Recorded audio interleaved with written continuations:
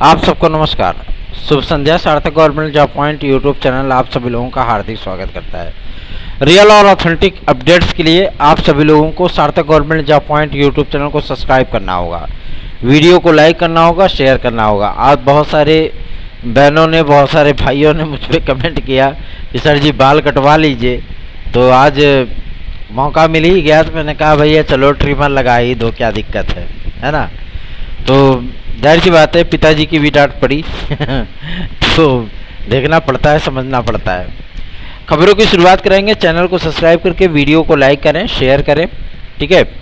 और बहुत सारे लोग, आप सभी लोगों को ये कह रहे होंगे कि एनसीटी ने खेल कर दिया, साफ कर दिया, नोटिस जारी कर दी, ये कर दिया, वो कर दिया, दुनिया भर की चीज़ें आप लोगों को बता रहे थे। देखिए, सर्वोच्च न्यायालय का जो आदेश आया है उसमें किसी भी प्रकार का कोई रद्दोबदल होने की संभावना नहीं है, ये सत्य है, ठीक है ना। और इस पर रिव्यू पिटीशन डालने का भी कोई औचित्य नहीं है। क्यों? क्योंकि इसमें एक आठ वकील बढ़ जाएंगे, बाकी 2-4-5 दिन, 10 दिन, 2-4 महीना चलेगा, बाकी फिर से वही खारिज हो जाएगा। अब आगे का रास्ता क्या बचता है? आगे का रास्ता यही है कि हम लोग केंद्र सरकार और राज्य सरकार, जो कि उत्तर प्रदेश की गवर्नमेंट है, उस पर इस तरीके से दबाव बनाने में कारगर साबित हों कि हम लोगों के फेवर में कुछ ना कुछ एक्शन जरूर लिए जाए। डीएलएड और बीटीसी वाले विद्यार्थियों से मेरी दुश्मनी नहीं है, ठीक है ना। और सबसे बड़ी चीज़ यह है कि हम बीएड हैं, हम टीचर हैं, तो हम बीएड के अपने बेरोजगार भाई बहनों के साथ खड़े हैं। काफ़ी सारे डीएलएड और बीटीसी वाले विद्यार्थी हमारे पे व्हाट्सएप भी करते हैं, मैसेजेस करते हैं कि भैया आप काहे के लिए जो है मतलब इस मुद्दे पे कूद रहे हैं, और आप तो नौकरी करते हैं तो आप नौकरी करिए, बीएड वाला मुद्दा आप छोड़ दीजिए, काहे के लिए पीछे पड़े हैं। क्योंकि देखिए, सबसे बड़ी चीज़ ये होती है कि विद्यार्थियों के हित की रक्षा अगर नहीं हो पाती है तो जाहिर सी बात है कि हमको बीच में आना ही पड़ता है।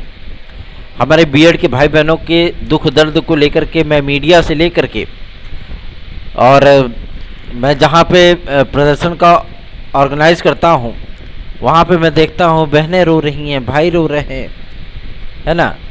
तो ऐसी समस्याओं से बचने के लिए हम लोगों ने जो प्रयास शुरू किए थे वो प्रयास अब अपने मंजिल तक पहुँच ही चुकी है।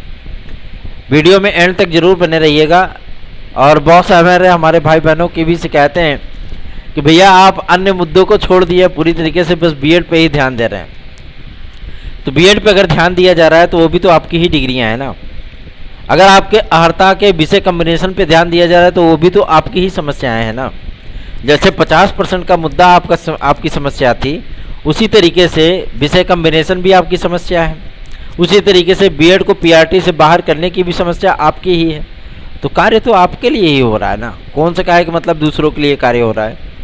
तो आप सभी लोगों को मैं बता दूं, आज हम लोग स्कूली शिक्षा महानिदेशक से मुलाकात किए और उनको एक ज्ञापन दे करके हम लोगों ने रिक्वेस्ट किया कि उत्तर प्रदेश में, साथ ही साथ केंद्र सरकार से ये रिक्वेस्ट की जाए कि बीएड के विद्यार्थियों के संबंध में कोई न कोई निर्णय अवश्य लिया जाए, ठीक है ना, ताकि उनको इस जो मतलब दंश से आज़ादी मिल सके।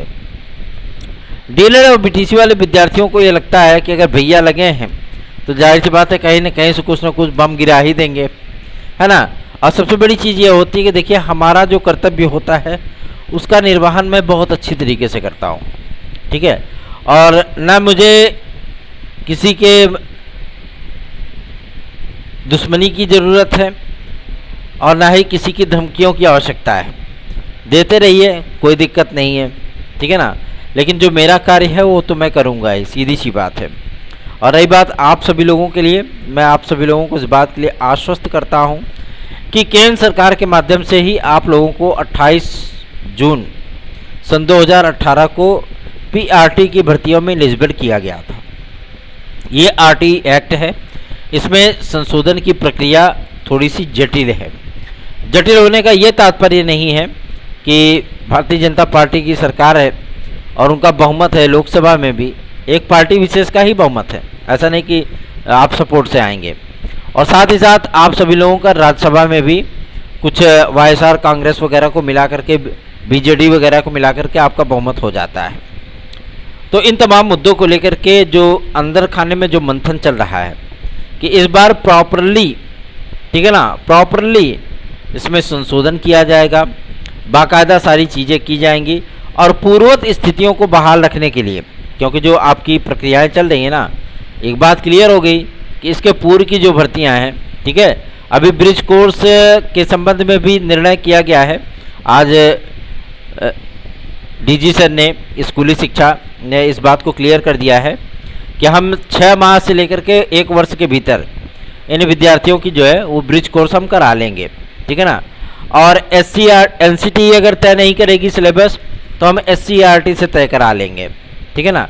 अब देखना दिलचस्प होगा कि आप लोगों के ब्रिज कोर्स के लिए जो सिलेबस तैयार किया जा रहा है वो एनसीटी तैयार करती है, एससीईआरटी करती है। वैसे एनसीटी ही करेगी। दूसरा ये जो आप सभी लोगों को ये चीज़ें बता करके पकाया जा रहा है, थकाया जा रहा है कि एनसीटी ने खेल कर दिया, साथ छोड़ दिया, ये कर दिया, वो कर दिया, ऐसी कोई प्रोसेस नहीं है, ठीक है ना, ऐसा कुछ भी नहीं है। और जो इनके तरफ से प्रेस कॉन्फ्रेंस हो रही है वो दूसरे मुद्दे को लेकर के हो रही है। मैं एक बात आपको स्पष्ट कर देना चाहता हूँ, एनसीटी अभी फिलहाल संशोधित अधिसूचना नहीं जारी कर रही है, ठीक है ना, एकदम क्लियर है, फैक्ट है, एकदम रियल है। जो ये बेवकूफ़ टाइप के लोग जो मतलब आप लोगों को वीडियो बना बना करके पका रहे हैं ना, ऐसे लोगों को बाइकआउट कर दीजिए पूरी तरीके से। आप सभी लोग हमारे साथ जुड़े हैं, आप सभी लोग जुड़ रहे हैं, तो जाहिर सी बात है आप लोगों का सहयोग और आशीर्वाद और एकजुटता, क्योंकि एकता में बहुत ताकत होती है। अब आप स्वयं समझ लीजिए कि नेशनल मीडिया तक ये मुद्दा छाया हुआ है, इसको उस हाइप तक ले जाने पर जाहिर सी बात है बहुत सारे प्रयास करने पड़े हैं। केंद्र सरकार आप लोगों के फेवर में फैसला लेगी, क्योंकि लगातार सांसदों के माध्यम से, लगातार जिलाध्यक्षों के माध्यम से, सचिवों के माध्यम से इनके पास पत्र आदि प्रेषित किए जा रहे हैं, जनप्रतिनिधियों के माध्यम से।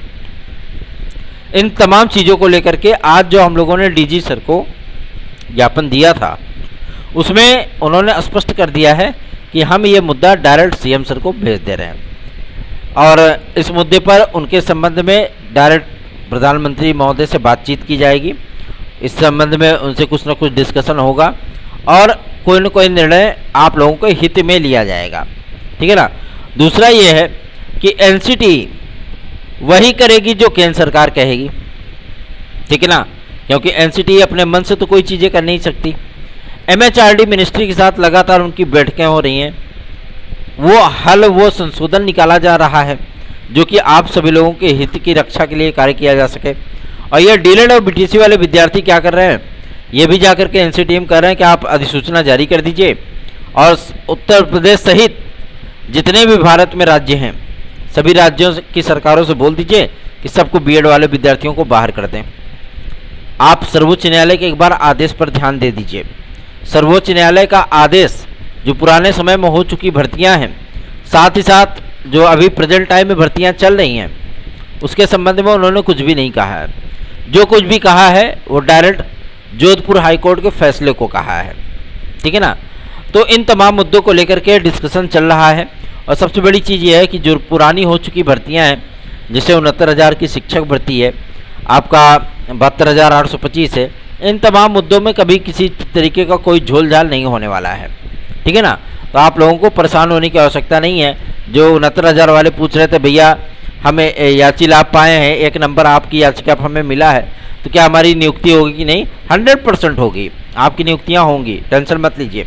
अब मैं हर किसी से फ़ोन पे बात नहीं कर सकता। कुछ महोदय लोग होते हैं जो हमारे पास व्हाट्सएप पे मैसेज करते हैं कि सर ऐसी बात है, हमको जो है कुछ हमारे रिलेशनशिप का प्रॉब्लम चल रहा है, आप कुछ एडवाइस देंगे क्या?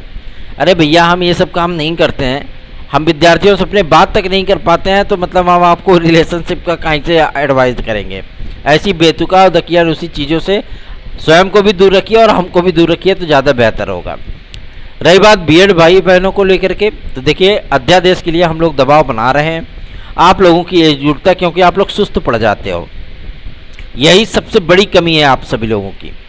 आप लोग शुरुआत में तो बहुत ज़्यादा उत्साह दिखाते हो, ठीक है ना, बहुत ज़्यादा उत्साह दिखाते हो, लेकिन बाद में फिर ठंडे पड़ जाते हो, और यही कमियां हैं आप सभी लोगों के हारने की, ठीक है ना। अगर आप ऐसे ही सुस्त पड़े रहोगे, ऐसे ही आप सभी लोग निष्क्रिय बने रहोगे तो जाहिर सी बात है हम लोग भी जो प्रयास कर रहे हैं ना, हम लोगों में भी निष्क्रियता आ जाएगी। फिर वही होगा, LT grade, TGT, PGT, GIC प्रवक्ता, यही चलेगी फिर आपकी। ठीक है ना। अगर आप चाहते हैं PRT में आप लोग सम्मिलित रहें, अगर आप चाहते हैं कि GIC प्रवक्ता में बेहतरीन विकल्प उपलब्ध हो पाए, तो जाहिर सी बात है जो व्यक्ति कार्य कर रहा है आप सभी लोगों के हितों की रक्षा के लिए, दिल्ली से लेकर के दौलताबाद की दूरी तय की जा रही है आप लोगों के लिए। हमें क्या है, हमारा तो जॉब पक्का है भैया, हम तो पढ़ा रहे हैं, है ना। लेकिन सबसे बड़ी चीज़ ये है कि हम आपके लिए लड़ रहे हैं ना, अपना धन, अपना समय, सब कुछ खर्च करके सिर्फ आप लोगों के लिए प्रयास कर रहे हैं। ज्ञापन क्यों देते हैं, क्यों अधिकारियों के पास जाते हैं, क्यों भाग भाग करके दिल्ली और लखनऊ हमारी टीम में भाग रही हैं, सिर्फ आप सभी लोगों के हितों के लिए। ठीक है ना। और आपको जान करके भी आश्चर्य होगा कि हमारे टीम में जितने भी सदस्य हैं वो स्वयं भी नौकरी में हैं या तो पक्का जो है मतलब नेता लोग हैं। ठीक है ना। इसलिए मैं आप सभी लोगों से कहता हूँ भैया लोग सुस्त मत पड़िए, क्योंकि सुस्त पड़े रहेंगे ना तो फिर जीवन में सुस्ते पड़े रहेंगे। अधिक से अधिक लोगों में वीडियो को शेयर किया करिए, क्योंकि आप सभी लोगों को बहुत सारी चीज़ें सोशल मीडिया आदि पे देखने के लिए मिलती होंगी, लेकिन मैं आप लोगों को इस बात के लिए आश्वस्त कर देना चाहता हूँ केंद्र सरकार आप लोगों के हित में ही फैसला लेगी, ये क्लियर है।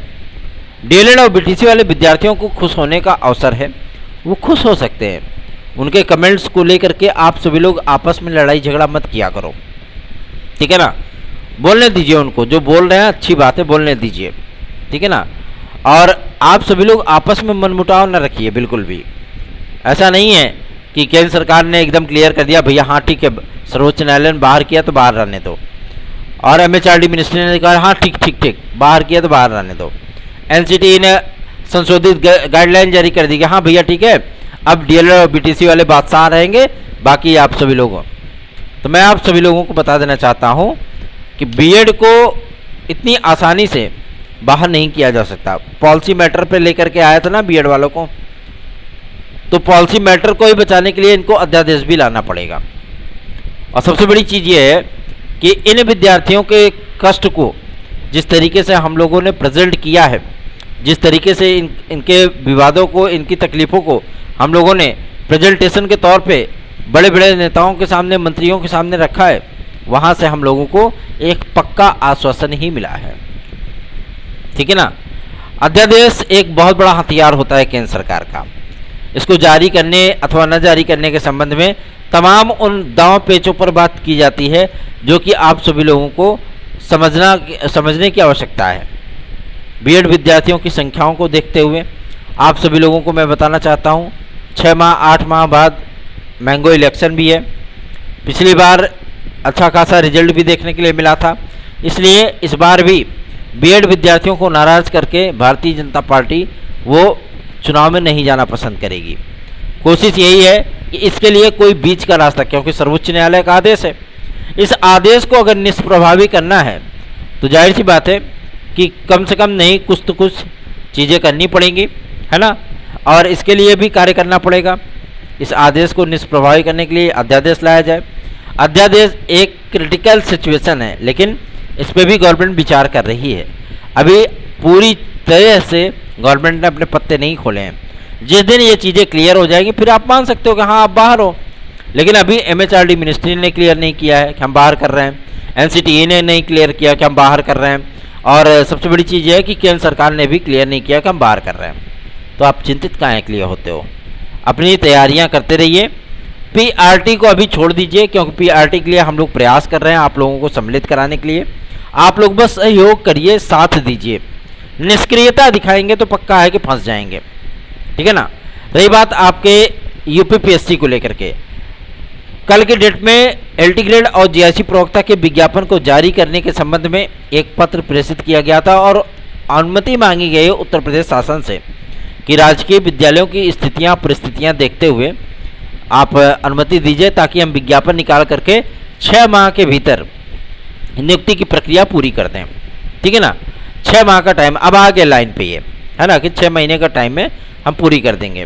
और सबसे बड़ी चीज़ ये है कि जो विद्यार्थी ओवर एज हो चुके हैं और जो विद्यार्थी आपके LT ग्रेड की वेटिंग लिस्ट में भी आ रहे हैं, ठीक है ना, उन विद्यार्थियों के लिए अभी आपने GIC का देखा होगा 2020 का कुछ हमारी बहनों का जो मतलब दोबारा चयन हुआ है उनकी लिस्ट जारी हुई है। इसमें आप सभी लोगों को प्रतीक्षा सूचियां भी देखने के लिए मिलने वाली हैं जीआईसी प्रवक्ता के लिए। साथ ही साथ जो एलटी ग्रेड की प्रतीक्षा सूचियां नहीं है उसमें मैं आप सभी लोगों को आंकड़े बता रहा हूं। 67 ऐसे विद्यार्थी हैं विभिन्न विषयों के, 67 विद्यार्थी, ये विद्यार्थी ओवर एज हो चुके हैं।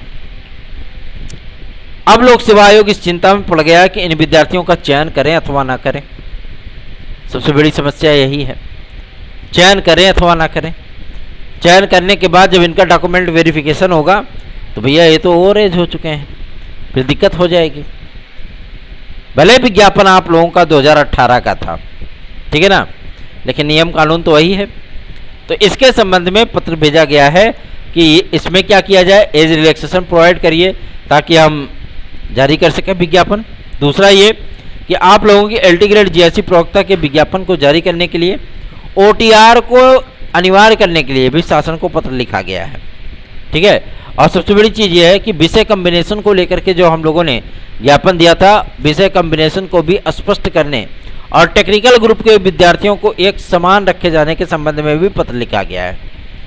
और उम्मीद की जा रही है कि इस पत्र का जवाब 3 से 4 दिन के भीतर प्राप्त हो जाएगा। अब एलटी ग्रेड जीआईसी प्रवक्ता का विज्ञापन ज़्यादा दूर नहीं है, आप सभी लोगों का ये विज्ञापन बहुत जल्दी आने वाला है। यूपी टीईटी 2023 ये अब विवादों में घिर चुकी है। फिलहाल अभी तक तो उम्मीद लग रही थी कि अगस्त लास्ट में ये विज्ञापन आ जाएगा, लेकिन फिलहाल की स्थितियों में अभी ये विज्ञापन नहीं आने वाला है, ठीक है ना। और प्राथमिक शिक्षक भर्ती का जब तक ये मामला शांत नहीं हो जाता, मतलब मामला एकदम डिक्लेयर नहीं हो जाता है, तब तक आप लोगों को थोड़ा सा वेट एंड वॉच वाली स्थितियां हैं। और अभी तो केंद्र सरकार का जो मतलब गेम बाकी है, अभी एमएचआरडी मिनिस्ट्री का गेम बाकी है, अभी एनसीटीई की संशोधित गाइडलाइन जारी होनी है। तो अभी आप लोगों को पूरी तरीके से हार करके बैठ जाना ये बिल्कुल भी सही नहीं है। हम लोग जो प्रयास कर रहे हैं, अधिकारी जो हम लोगों को आश्वासन दे रहे हैं, वो आश्वासन कभी गलत नहीं हो सकता, ठीक है ना। तो आप लोग चिंतित ना होइए, बस धड़ाधड़ जो है लोगों को जोड़िए इस चैनल के साथ में, क्योंकि बीएड बेरोजगारों के साथ में खड़े रहना कोई मामूली बात नहीं है भैया, बहुत ज़्यादा इसमें दबाव प्रेशर झेलना पड़ता है, ठीक है ना। चलिए आगे बढ़ते हैं। आज कुछ विद्यार्थी गए थे एजीटीए के संशोधित डेटा को प्रेषित कराने के संबंध में। वही चीज़ें हैं, सचिव महोदय ने स्पष्ट कर दिया था, मैंने आज सुबह में भी बता दिया था कि आप लोगों के डेटा को 2 से 3 दिन के भीतर प्रेषित कर दिया जाएगा, उसी फॉर्मेट पे जो फॉर्मेट एनआईसी का है, ठीक है। साथ ही साथ आरओ का विज्ञापन आप सभी लोगों का वो जारी होने के लिए पूरी तरीके से भैया बन करके तैयार है। उम्मीद की जा रही है कि 2-3 दिन में अगर ये दे देते हैं कि भैया हाँ एज रिलैक्सेशन इन लोगों को दे दीजिए, तो आपका विज्ञापन 2 से 3 दिन के भीतर आ सकता है। अदरवाइज अगर एज रिलैक्सेशन को लेकर के गवर्नमेंट जवाब नहीं देती है तो लोक सेवा आयोग तो वैसे भी मजबूर हो जाएगा फिर कि चलो भैया हम जारी ही कर देते हैं, लेकिन इसमें बहुत सारे विद्यार्थियों का नुकसान होगा। हम लोग इसी बात को ध्यान में रखते हुए लगातार शासन से भी संपर्क कर रहे हैं, लगातार जनप्रतिनिधियों को भी पत्र दे रहे हैं, ज्ञापन सौंप रहे हैं कि आप एज रिलैक्सेशन के संबंध में शासन से वार्ता करिए। जो प्रयागराज के केसरवानी जी महापौर हैं, आज उनको भी एक ज्ञापन हम लोगों ने दिया, और चूँकि मुख्यमंत्री महोदय से अच्छी खासी बनती है उनकी, हमने कहा आप बात करिए वहाँ पे। और आयु वर्ग की छूट को लेकर के एक गंभीर ये मुद्दा है विद्यार्थियों के लिए, तो इसको भी क्लियर कराइए। बात करते हैं आपके यूपी कांस्टेबल और यूपीएसआई के विज्ञापन को लेकर के। यूपी कांस्टेबल और यूपीएसआई के विज्ञापन की जो स्थितियाँ परिस्थितियाँ हैं वो आपके एज रिलैक्सेशन पर निर्भर करती हैं, क्योंकि एज रिलैक्सेशन मिल जाए तो हमारे कम से कम 5 लाख विद्यार्थी लाभान्वित होंगे, कम से कम 5 लाख विद्यार्थी, ठीक है ना। और एज रिलैक्सेशन नहीं मिला तो जाहिर सी बात है उन विद्यार्थियों के सामने से विज्ञापन आएगा और चला जाएगा, है ना, क्योंकि विद्यार्थी ओवर एज हो चुके हैं। ऐसी परिस्थितियों में 5 वर्ष की आयु सीमा की छूट उनकी मांग जायज़ है, और लगातार प्रयास करने के बाद आप सभी लोगों को ये गुड इन्फॉर्मेशन मिल भी सकती है। बहुत जल्दी ये डिक्लेयर होने वाला है कि आयु वर्ग की छूट का जो प्रस्ताव था उसे गवर्नमेंट एक्सेप्ट करेगी अथवा नहीं करेगी। वैसे 100% लग रहा है कि एक्सेप्ट कर लेगी, ठीक है ना। और साथ ही साथ आपके टीजीटी पीजीटी के लिए मैं आप लोगों को बता दूं, परीक्षाओं की तैयारियां आप लोग बेहतरीन ढंग से स्टार्ट कर दीजिए, क्योंकि शिक्षा सेवा चयन आयोग का गठन आप सभी लोगों को मैं बता दूं 26 अगस्त तक पूरे तरीके से होने की संभावना है, ठीक है ना। अब आप सोचेंगे कि इतना देर क्यों, दरअसल इसमें कुछ संशोधन करने के बाद ये विधेयक विधान परिषद से पारित किया गया था, जिसमें आपके संस्कृत माध्यमिक विद्यालयों को भी जोड़ा गया था। अभी तक क्या था कि मतलब आपके सिर्फ नॉन एडेड, जो मतलब अर्धशासकीय सहायता प्राप्त विद्यालय हुआ करते थे, उन्हीं की नियमावली थी, लेकिन अब इसमें संस्कृत माध्यमिक विद्यालयों को भी जोड़ा गया है। जब ये पारित हुआ, पारित होने के बाद तब राज्यपाल महोदय के पास प्रेषित किया गया। राज्यपाल महोदय के पास इसमें 12 ऑर्डिनेंस मतलब आपका अध्यादेश, तमाम ऐसी चीज़ें हैं जो कि तत्काल प्रभाव से लागू करनी है, ठीक है ना। तो उन पे सिग्नेचर करते हुए आपके शिक्षा सेवाचयन आयोग की पूरी रूपरेखा भी तय की जाएगी। आपको एक सूचना मैं आपको बता दूं, अध्यक्ष के नाम पर आपके बीएचयू के वाइस चांसलर जी का नाम लगभग फाइनल हो चुका है, लगभग फाइनल हो चुका है, ठीक है ना। और इनके लिए गवर्नमेंट का संदेशा भी पहुंच चुका है कि आपको ये अहम और महत्वपूर्ण जो है मतलब जिम्मेदारी दी जा सकती है। तो आप लोगों के जीवन में हिप हिप हुर्रे वाला जो सीन आने वाला है, उसकी तैयारियों में आप लोग जुड़ जाइए, ठीक है। चलिए आगे बढ़ते हैं। अब बात करेंगे आपके उस मुद्दे को लेकर के जो कि आप लोगों को हमेशा ही परेशान किया रहता है, जो कि संबंधित है पीईटी में आपके एक निश्चित फिक्स कटऑफ को लेकर के।